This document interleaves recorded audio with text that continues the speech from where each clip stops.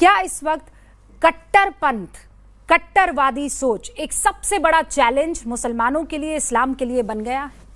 जब तक यहाँ का मुसलमान यहाँ के तथाकथित मुल्लाओं के इस्लाम को अपनाता रहेगा, जब तक यहाँ के हिंदू को यहाँ का मुसलमान काफिर मानता रहेगा और ये मानता रहेगा कि इस दुनिया को सिर्फ और सिर्फ मुसलमान के लिए बनाया गया है, हिंदू को इस धरती पर रहने का कोई अधिकार नहीं है, तब तक देश के अंदर से कट्टरता खत्म। साहब, इतनी प्यारी प्यारी बातें आप कर रहे हैं और ऐसी बातें कि हर दूसरी लाइन पर तालियां बज रही हैं, लेकिन फिर इसी समाज में आपको वो कट्टर मौलाना भी दिखाई देते हैं जो भरी सभा में ये कहते हुए नजर आते हैं, अलीमुद्दीन साहब, कि शरिया ऊपर है और अगर हमने फला कोर्ट को मान लिया, उनकी बात को मान लिया तो हम पर थू है। तो फिर क्या किया जाए? और जो अमल नहीं करते वो मुसलमान कहलाने के लायक नहीं है।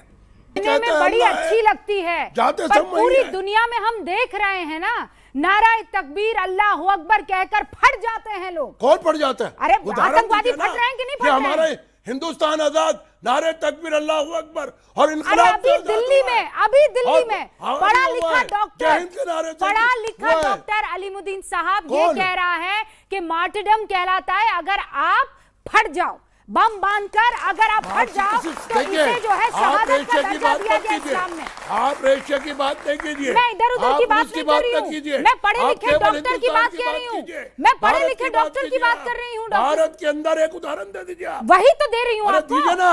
कौन सा मौलवी है? अरे लेटेस्ट दिया है जो बम ब्लास्ट हुआ है पूरा। उसने फिर समस्या बता दी कि हमको शरिया चाहिए जी। भाई, आप लोगों के लिए पाकिस्तान बनाया गया था। तो नमस्कार दोस्तों, आपका हमारे the fun Janata news YouTube channel पर बहुत बहुत स्वागत है। तो आज की वीडियो में देखेंगे रूबिका लियाकत और फैज खान की दहाड़। आइए देखते हैं, मजा आएगा।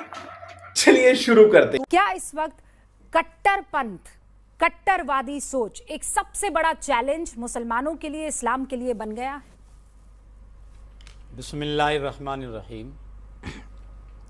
देखिए, आज देश के सामने सबसे बड़ा चैलेंज ये है कि आखिर देश के अंदर से कट्टरता ख़त्म कब होगी और कैसे होगी। इसका सबसे बड़ा जवाब ये है कि जब तक इस पर धार्मिक लोग काम नहीं करेंगे तब तक देश के अंदर से कट्टरता ख़त्म होनी इम्पॉसिबल। उदाहरण के तौर पर, जब तक यहाँ का मुसलमान प्यारे आका अलैहिस्सलातु वस्सलाम के बताए हुए रास्ते को छोड़कर, उनके नक्शे कदम को छोड़कर यहाँ के तथाकथित मुल्लाओं के इस्लाम को अपनाता रहेगा, जब तक यहाँ के हिंदू को यहाँ का मुसलमान काफिर मानता रहेगा और ये मानता रहेगा कि इस दुनिया को सिर्फ और सिर्फ मुसलमान के लिए बनाया गया है, हिंदू को इस धरती पर रहने का कोई अधिकार नहीं है, तब तक देश के अंदर से कट्टरता खत्म नहीं हो सकती। क्योंकि इस्लाम ने साफ संदेश देकर बताया है। कुरान कहता है आपका दीन अलग हो सकता है, हमारा दीन अलग हो सकता है। लकुम दीनुकुम वलिय दीन, आपका दीन आपके लिए, हमारा दीन अलग हमारे लिए। लेकिन हमारे दीन अलग होने का मतलब ये बिल्कुल नहीं हो सकता कि हम आपके दीन को बुरा कहें। कुरान ने साफ तौर पर यह भी कहा है कि मुसलमानों, किसी के माबूद को बुरा मत कहो, ये जानते हुए भी अगर आपको यह भी लगता है कि उसका माबूद झूठा है तब भी उसको बुरा मत कहो। क्यों? क्योंकि जिस माबूद को तुम सच्चा मानते हो फिर वो तुम्हारे सच्चे माबूद को बुरा कहेगा। तो इस्लाम ने, कुरान ने टकराव को बिल्कुल पसंद नहीं किया।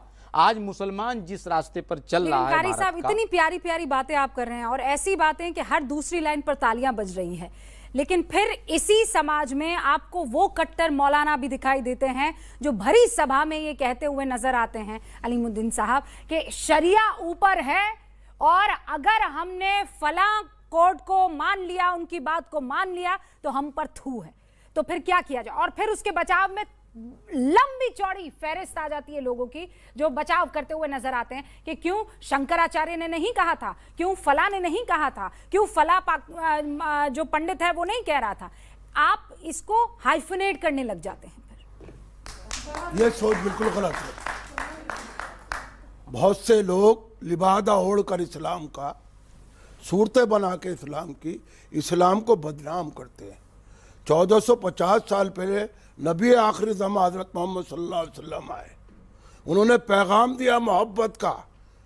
आज 1450 साल से मोहब्बत का पैगाम मुसलमानों के दिल में अमल करते हैं। जो अमल नहीं करते वो मुसलमान कहलाने के लायक नहीं है। यह इस्लाम की तालीम। और इस्लाम के अंदर किसी भी, आप बता दीजिए 1450 साल के अंदर किसी मौलाना ने, किसी काजी ने, किसी मुफ्ती ने इस गैर मुस्लिमों के बारे में कोई फतवा दिया हो पूरी दुनिया में, उसका एक उदाहरण दे दीजिए आप। कोई आग लगाई हो, कोई फिसाद किया हो, फतवा देने की जरूरत नहीं होती है। मैं बता रहा हूँ, आपसे अर्ज कर रहा हूँ। रुबिका जी मुझे सुन लीजिए आप 2 मिनट के लिए। आप ये जब कह देते हैं कि मेरा खुदा सबसे ऊपर और बाकी जो मानते हैं वो काफिर, खुदा सबका है, बात वहीं खत्म हो जाती है ना। रब्बुल आलमीन है वो, बात वहीं खत्म हो जाती है। रब्बुल मुस्लिमीन नहीं है, रब्बुल आलमीन है। वो काफिरों का भी है, वो यहूदियों का भी है, वो हिंदुओं का भी है, फिर आपने कह दिया काफिरों का भी है, वो ईसाइयों का भी है। कौन काफिर? आप जो काफिर की व्याख्या करती हैं, क्या है काफिर? वो हिंदुओं से नहीं है। जो ईश्वर को ना माने, जो खुदा को ना माने, सब मानते हैं खुदा को, सब ईश्वर को मानते हैं। ये हम गलत रविश लेके चल रहा है डिबेट की।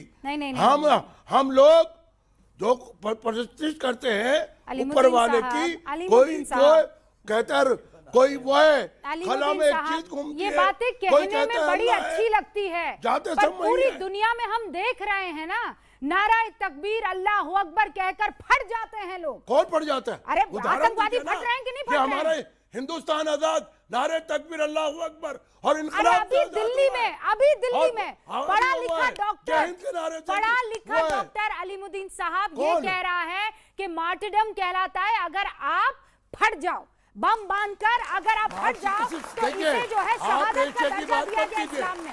आप रेशे की बात नहीं कीजिए, मैं इधर उधर की बात नहीं कर रही हूँ, मैं पढ़े लिखे डॉक्टर की बात कह रही हूँ, मैं पढ़े लिखे डॉक्टर की बात कर रही हूँ। भारत के अंदर एक उदाहरण दे दीजिए आप। वही तो दे रही हूँ आपको। दीजिए ना, कौन सा मौलवी है? अरे लेटेस्ट दिया है जो बम ब्लास्ट हुआ है पुरानी दिल्ली में, मोहम्मद फैज खान। जो बात अलीमुद्दीन साहब कह रहे हैं, ऐसा हम चाहते हैं ऐसा हो, ऐसा नहीं है कि ये जो कह रहे हैं वो गलत है।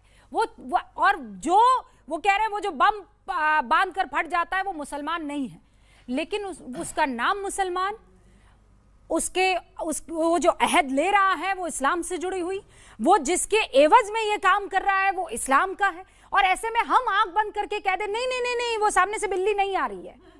बिस्मिल्लाहिर्रहमानिर्रहीम रब्बिश रहली सदरी व यस्सिर ली अमरी वहलुल उक़दतम मिन लिसानी यफ़क़हू क़ौली। बिरादरान हिंद, अस्सलाम वालेकुम रहमतुल्लाहि व बरकातहू।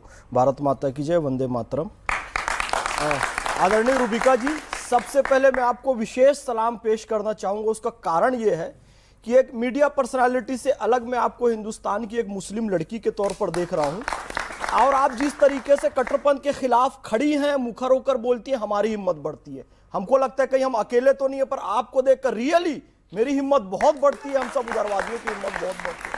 अब असदी साहब ने जो बात कही, कट्टरपंथ का जो कारण है ना, स्वीकार्यता की कमी है। ये स्वीकार ही नहीं रहे हमारे अंदर बीमारी है। बीमारी स्वीकारोगे तब डॉक्टर इलाज करेगा। इस्लाम हर समस्या के समाधान का नाम है, लेकिन ये हर समाधान में समस्या खोज लेते हैं। मैं मुस्लिम हूं, मुझे पता है इस्लाम बहुत फ्लेक्सिबल है। आप 3 दिन से भूखे हैं, मरने की स्थिति आ गई, आप खिंजीर का भी गोश्त खा सकते हैं, इजाजत दे रहा है, लचीला है, समस्या का समाधान बता रहा है। लेकिन कट्टरता का कारण मूल क्या होता है? ये कट्टरपंथी मौलाना जो 72 हूर का लालच दे देते हैं, गलत अपब्रिंगिंग, ऐसे माता पिता जो नफरत के विचार बच्चों में डाल देते हैं। भारत के संदर्भ में हम बताएं तो कांग्रेस और समाजवादी जैसी पार्टी जो कि तुष्टीकरण की राजनीति को बढ़ देती है, और ऐसे मौलाना जो आज भी कह रहे हैं कि भारत का संविधान नहीं चाहिए, भारत का लोकतंत्र सबको शरिया चाहिए। एक मौलाना भी आया ना, जाकिर नालायक का छोटा रिचार्ज आया है, लोकतंत्र नहीं चाहिए, भारत का संविधान नहीं चाहिए, हमको शरिया चाहिए। यानी कि फिर इस्लाम ने एक समाधान बताया था कि जिस देश में रहो वहां के कानून का पालन करो। उसने फिर समस्या बता दी कि हमको शरिया चाहिए जी। भाई आप लोगों के लिए पाकिस्तान बनाया गया था, दुर्नय करते हैं कट्टरपंथ का कारण मैं आपको बताता हूं। क्या आप उस ओके एक सेकंड, क्या आप मुमताज भाई इस चीज का इस वक्त खड़े रहकर इसे इंडोर्स करेंगे कि जो नदवी साहब ने कहा है वहां पर खड़े होकर कि हम में खोट इस बात की है कि हमने यहाँ के आइन को उस तरीके से मान लिया, आइन से ऊपर शरिया को मानना चाहिए था तो चीजें ठीक होती।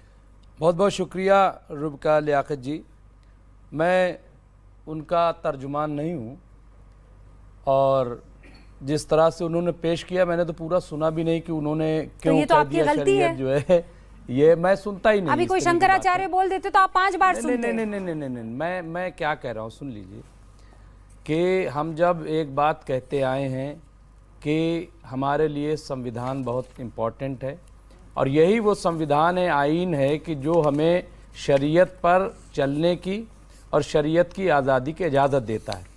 आर्टिकल 25 का हवाला हम कब देते हैं? जब हम ये कहते हैं कि हमें मजहबी आज़ादी है, तो उनसे पूछा जाए कि जब हम ये कहते हैं कि हमें मजहबी आज़ादी मिली है तो किसके ज़रिए मिली है?